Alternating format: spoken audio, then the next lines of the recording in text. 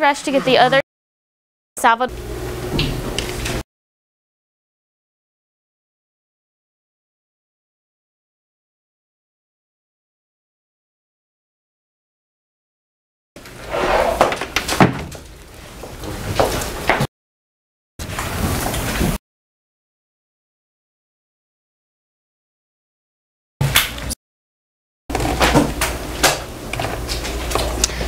Okay, today we are not going to take the vocabulary quiz, but a reminder that you'll have it tomorrow during 5th hour.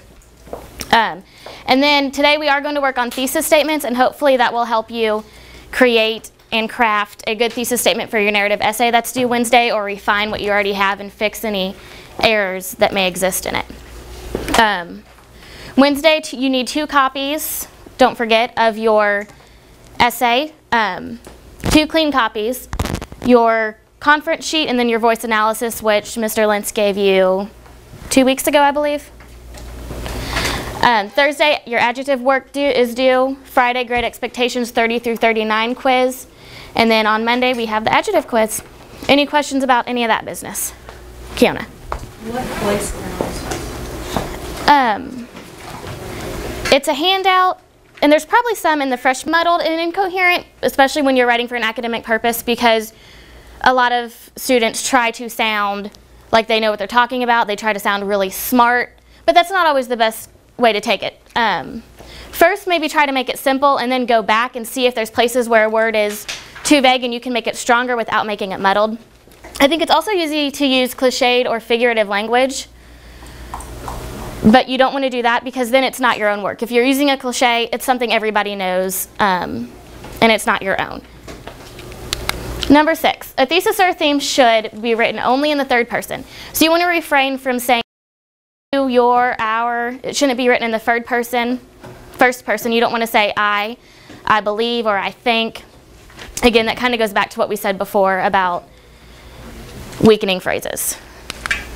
Number 7, a thesis or a theme should avoid contractions and grammatical errors. This one is important for your entire essay, but it's especially important for your thesis because your thesis is going to be the most important part of your essay.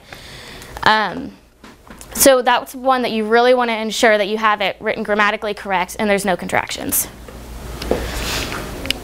Number 8, a thesis or a theme should not be an announcement or a factual statement. So you don't want to say, my thesis is blah, blah, blah, because then you're making an announcement. You're telling everybody, hey, this is my thesis. Your thesis should be strong enough and written well enough that your reader can look at your thesis or at your essay and say, this is their thesis. I know that this is it, even though they're not telling me. Kiona? What was number 7? Number 7 was avoid contractions and grammatical errors.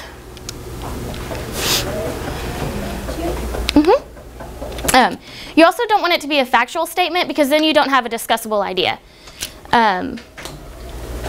So you want to make sure that your thesis statement is something you can discuss, something you can argue, something you can back up. Because if it's a factual statement, you're not going to be able to find any information to back it up with in your essay. You don't really have grounds for an essay. And number 9, a thesis or a theme should not contain unrelated elements. And this goes back to a thesis having one discussable idea.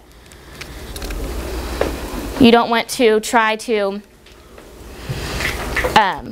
if you have more than one element of your thesis, then you can really turn it into 2 essays. So to make sure that you can focus easier when you're finding support and information to back up your thesis, you're really going to want one unrelated element.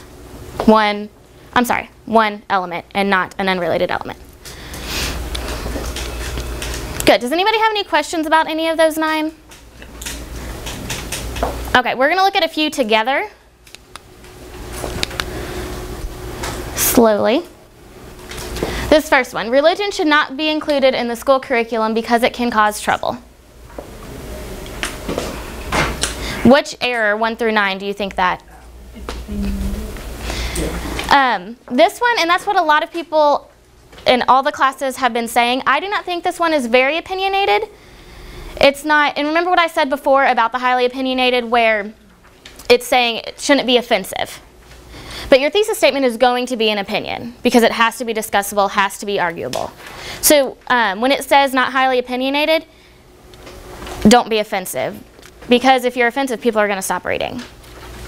Does everybody kind of see that? It's a fine line, and this is the one that people struggle with the most.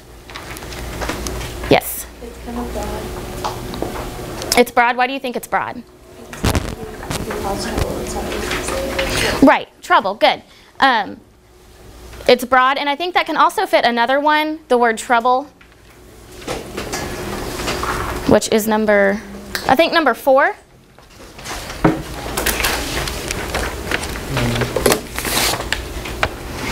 No, I'm sorry.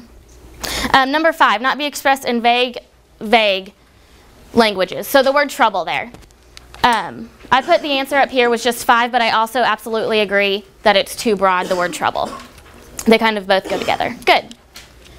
And as soon as this loads, we'll look at the next one.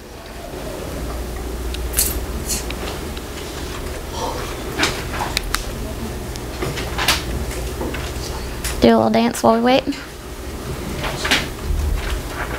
Why isn't that smart? I'm not sure. It's a really good question. Okay. In my opinion, smoking should be outlawed because of the adverse health effects of passive smoking. 4.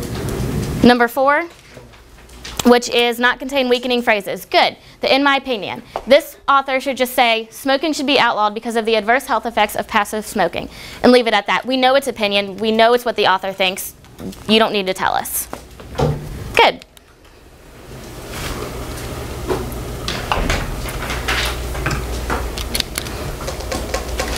Okay, this next one. All novelists seek the truth, and some novelists are good psychologists.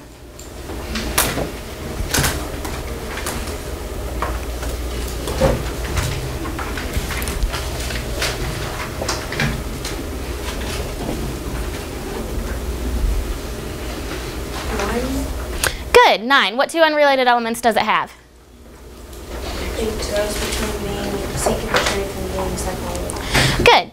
These are 2, even though both of these deal with novelists, it's dealing with 2 different aspects of what they believe a novelist to be. So they could say all novelists seek the truth, or some novelists are good psychologists. It's 2 completely different topics and unrelated elements. Good. And these next few, some of them will have more than one.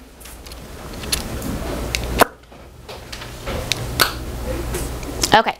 The theme for this poem is regardless of your race, everybody needs to complete their own.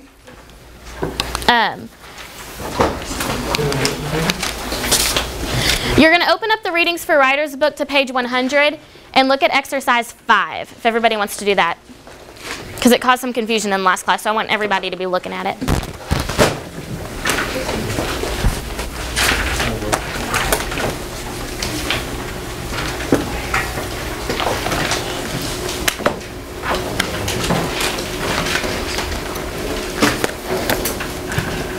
Okay, on exercise 5, there's sentences that are thesis statements, and in some of them, they break some of these rules. I want you to go through all of them and decide which rules they break. Some of them will contain more than one error, and I think there's 1 or 2 that contains no errors. And then after that, you're going to, the directions tell you to rewrite all of them. I'm just going to have you pick 2 to rewrite. Does that make sense to everybody? I'm sorry? You just do 3 through 6. You're looking at exercise 5 and then doing A through M. And then you don't have to write out the whole thing. Like if it breaks rule number 1, you can just write number 1. You don't have to write 1 be a complete declarative sentence. Any questions? And I'll be around the room to help if you have any questions about any of them. Alrighty. Yes.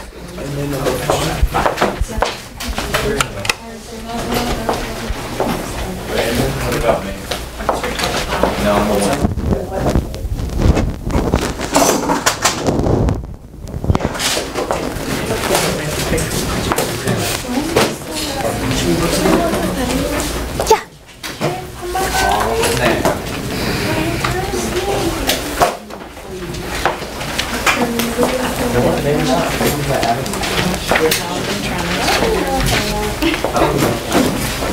Yeah.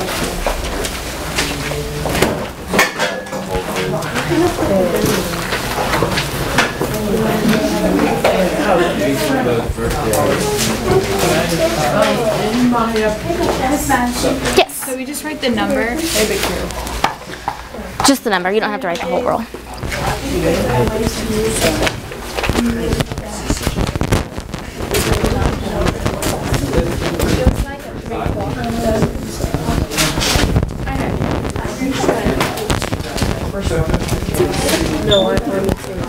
So exercise 5, 1 through, or 8 through N? Yes. Mm-hmm.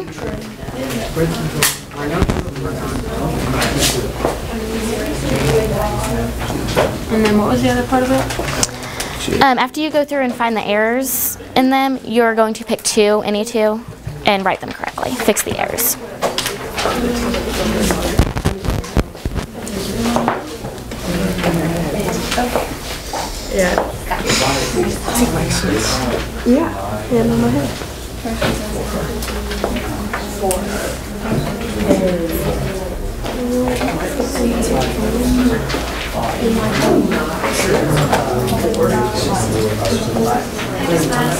Yes. You just want us to write like 4, or do we have to write out the whole thing? You don't have to write out the whole thing. Just 1, 2, 3, 4. That works. Whichever one. Writing 2 of them, right? Yes, and you can pick any two.